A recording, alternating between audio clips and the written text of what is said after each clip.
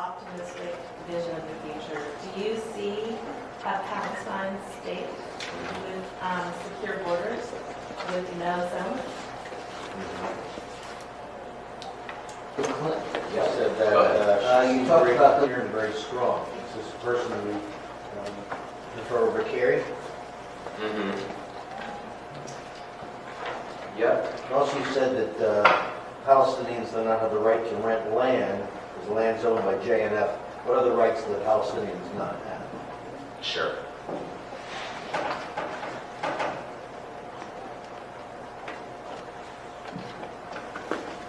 Okay, and yes, please.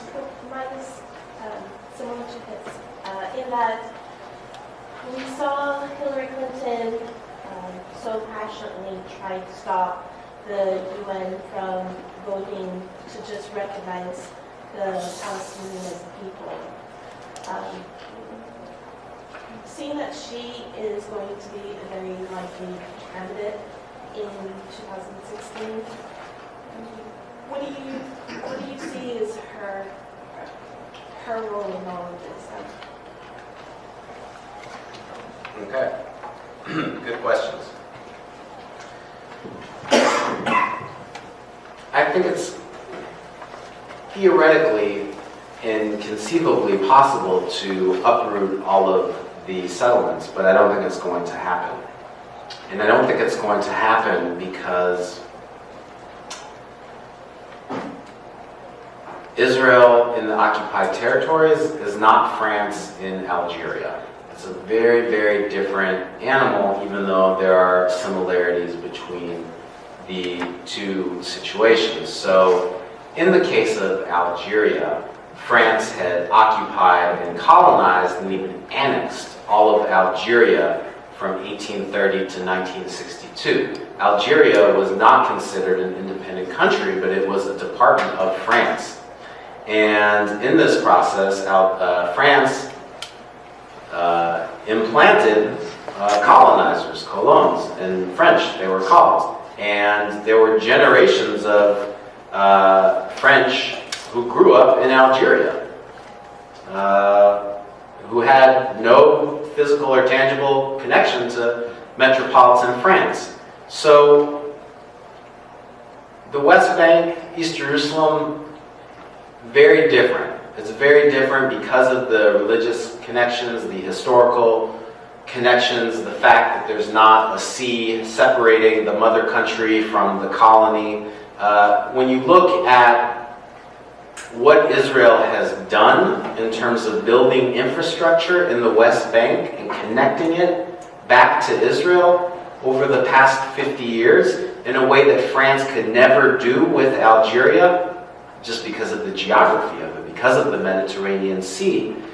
The West Bank has been integrated into Israel. I don't know exactly when it happened, but it's been integrated. And in fact, just maybe 3 or 4 months ago there was an article in the Israeli newspaper Haaretz that Israel was planning to build 18, I believe it was, 18 high-speed rail terminals in the West Bank. Of course, not for the benefit of Palestinians, but for settlers.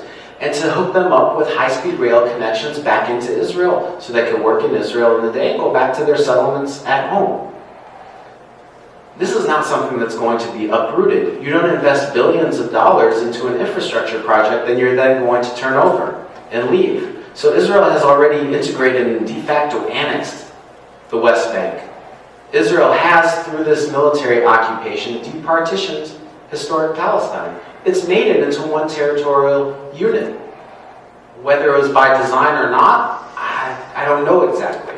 But that's the reality of what it is. And I don't think that these connections that have been created between these two supposedly different territorial entities can be undone at this point because of this infrastructural development.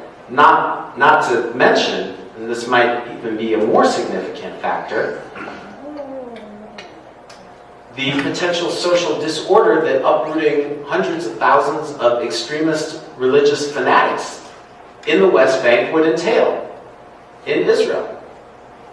So, no, I don't think the settlements are going to be uprooted. And in fact, in the early versions of these negotiations, not one of the 150 settlements were going to be moved in the West Bank and East Jerusalem. Not one. They were all going to remain in place. I think Netanyahu compromised on that somewhat. Now he only wants the top 6 settlement blocks, which is basically like 80 or 90% of the entire settler population anyway. So where are we headed? If this occupation isn't going to be undone, if this infrastructure that has bound the two territories together isn't going to be undone, where are we headed? I think it's pretty obvious. We're headed toward a one-state resolution to this issue where Palestinians and Israeli Jews live as equals under the same state structure. Maybe it's going to be one person, one vote, like South Africa. Maybe it's going to be binational, like Belgium. I don't know. I think the latter is more likely, and I think that's where we're headed. John Kerry was a better senator than a Secretary of State, and Hillary Clinton was a better Secretary of State than a senator, in my opinion. I think John Kerry is really in over his head. Not only on these negotiations, I'm talking about Syria, Egypt, Iran. It's been one foreign policy disaster after another under his leadership. Hillary Clinton is an interesting character in this book because what I do in one of the early chapters is I provide a little bit of a profile on each of the major foreign policymakers in the Obama team. Joe Biden, emotionally committed, deep love for Israel. And he talks about this over and over again when he's speaking in front of Jewish audiences. He never does this in front of a general audience, but he always does it in front of Jewish audiences, and these transcripts are always then put on the website of the White House. And he always talks about the fact that his love of Israel is due to the fact that his father imparted the horrific tales of the Holocaust to him around the kitchen table. Well, what does this have to do with supporting Israel's oppression of the Palestinian people?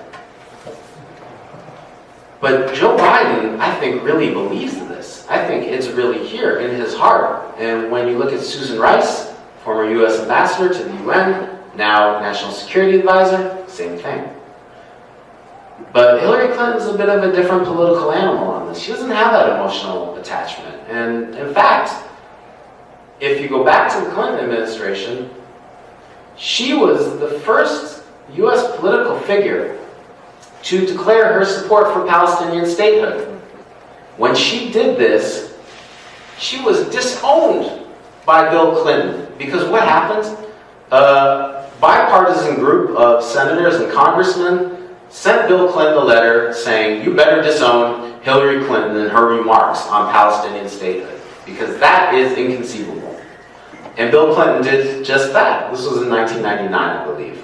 And she was very proud of the fact that when she said this, it was considered so marginalized on the U.S. political spectrum, but now it's become mainstream. So in the book, I quote her talking to the American Task Force on Palestine, reminding her audience that she indeed was the first politician to support Palestinian statehood.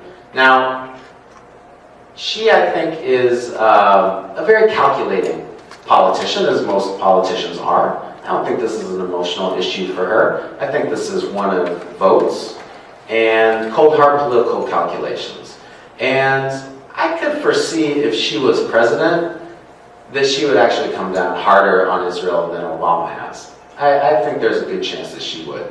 I don't think she would take the kind of guff that Obama had to deal with Israel in his first term. And of course, there's no love lost between Obama and Netanyahu. Some of you may remember the infamous hot mic incident.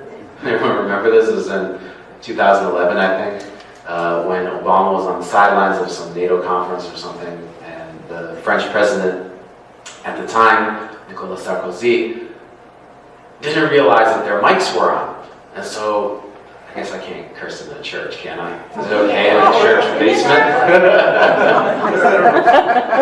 Does Viola have her headphones on? Yeah. So Sarkozy says to Obama, can you believe this asshole Netanyahu? And Obama turns to Sarkozy and says, yeah, well, at least you don't have to deal with him every day like I do. And this was caught on tape, and it was a big scandal when it came out. So there's clearly no love lost between them. But I don't think Hillary Clinton would put up with some of the stuff that Obama has. Okay, what are some of the other rights that Palestinians don't have and discrimination that they face? It's not so much formalized laws, but it's more informal practices. So, for example, a lot of jobs are only advertised for veterans of the Israeli military. Who doesn't serve in the Israeli military? Palestinian citizens. Number one, they can't. Number two, they don't want to turn their guns on their brothers and sisters in the West Bank and East Jerusalem and Gaza Strip. They're not going to serve in Israel's army. So, de facto, Palestinians are shut out of most of the Israeli job market. There's strict segregation between schools by language. And as we know from the history of this country, separate is always unequal. And Palestinian schools in Israel get much less state funding on a per capita basis than do Jewish Israeli schools. There's a lot of societal discrimination. A lot of Israeli landlords in Tel Aviv will not rent to you if you have a Palestinian name. I mean, the type of stuff that we got rid of in this country 50 years ago is daily practice in Israel today. So those are a few of the things. Okay, let me take another round. So let's do 1 and 2 and 3. Would the right of return be one of those things that are unequal in your mind? Mm-hmm. That's one thing. Mm-hmm. Another, do you ever fear that when this round of negotiations at the end of April falls or doesn't prove successful, in looking at the murders that are going on every day in the West Bank, that the anger is going to blow over and you're going to see a violent uprising in the near future? Okay. Yes, please. If the one-state solution you're talking about occurs, what do you think the probability is that would turn into the Islamic State of Palestine? Mm-hmm. And a technical issue, what percentage of the land is owned by JNF? Mm-hmm. Because I don't have a clue. Okay. Yes, please. Are there hopeful signs in Israel, Israeli Jewish people, a growing movement or anything that would encourage us? Yeah. Okay. Let me take a shot at those. Right of return is a great example of the apartheid discriminatory policies, because if you're a Palestinian refugee from what is today Israel, you cannot return. But if you're a Jewish person from Atlanta, Georgia, you can pack up your bags, move there tomorrow, get Israeli citizenship because you're Jewish and Palestinians aren't. So it's a clear example of discrimination and inequality. What are the prospects for violent uprising in the aftermath of the failure of these negotiations? It's tough to predict the future. I don't think Palestinians will remain quiescent in the situation forever.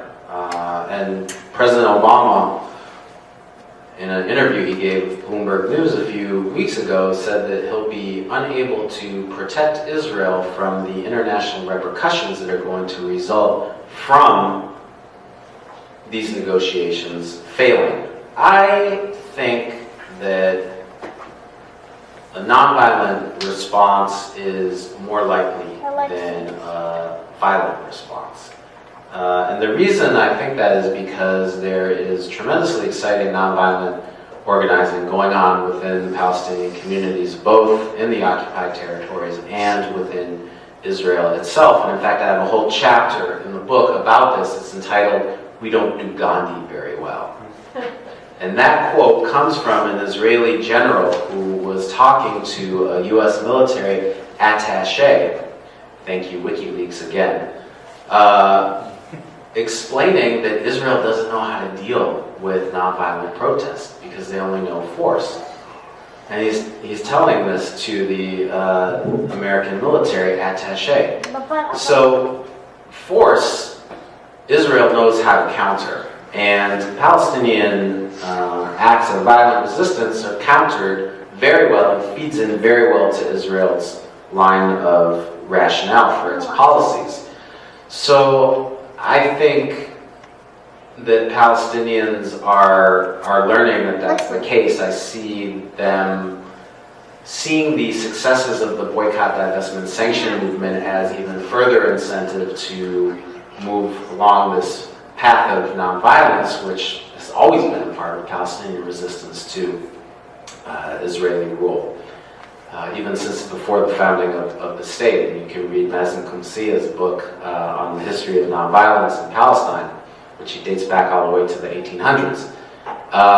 And in addition to that, I think what's most likely if these negotiations break down, or should I say when these negotiations break down, is that Palestinians will exercise their right to go to the International Criminal Court, join it, and pursue legal options to hold Israeli military and political leaders accountable for the war crimes that are being committed. So I think that that path of popular nonviolent struggle combined with a legal nonviolent struggle is the more likely and probably the more effective way.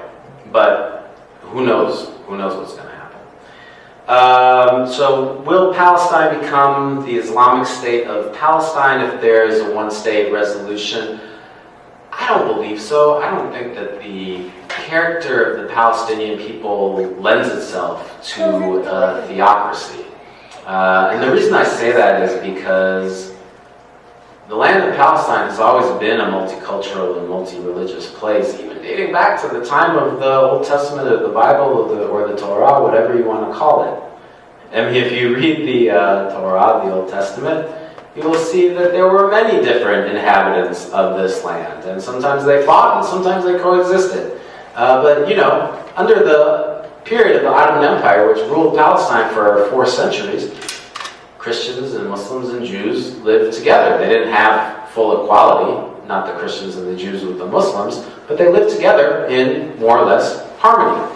And there's no reason why they can't do that again in the future. So, you know, Palestine won't lend itself to an Iranian-style revolution. It's just not, it's not in the nature of the inhabitants. I mean, you know, Palestinian Muslims and Christians, I mean, I've never heard them differentiate each other based on their religion. They treat each other as fellow Palestinians, and they don't try to impose their religious beliefs on one another. So I don't see that being a problem. In terms of the percentage of public land, I want to say that the JNF has control over 80% of public land, but I'm not positive on the exact number, but it's some high percentage like that.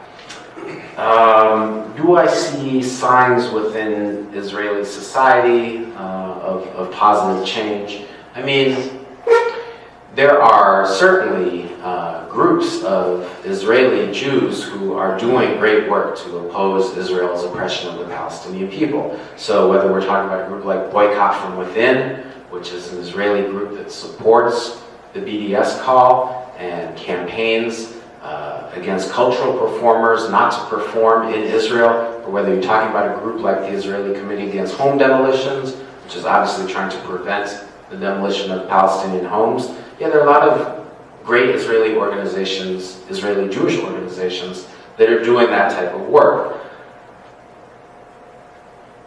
But they're not a huge percentage of the Israeli populace. And I think that Israeli society and politics is moving rightward. I think what used to be, let me see if I do this right, what used to be considered right is now a centrist position.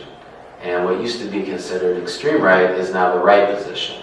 And it's moving ever so creepily into fascism. I mean, if you read Max Blumenthal's book, Goliath, it's really scary where Israeli society is headed. But does that preclude the possibility of change? I don't think it does. And I don't think that the Israeli leader who brings about a just and lasting peace will be a lefty. I think it'll be a righty. De Klerk was not a lefty. De Gaulle was not a lefty. But de Klerk ended apartheid in South Africa from within the perspective of the apartheid system. De Gaulle ended France's colonization and occupation and annexation of Algeria as a son of that system. So I think a similar process is going to take place, and I think it's going to take place as a result of Israel becoming so isolated, so delegitimized, so turned into a pariah state after these negotiations fail, that eventually they'll be forced to change from within.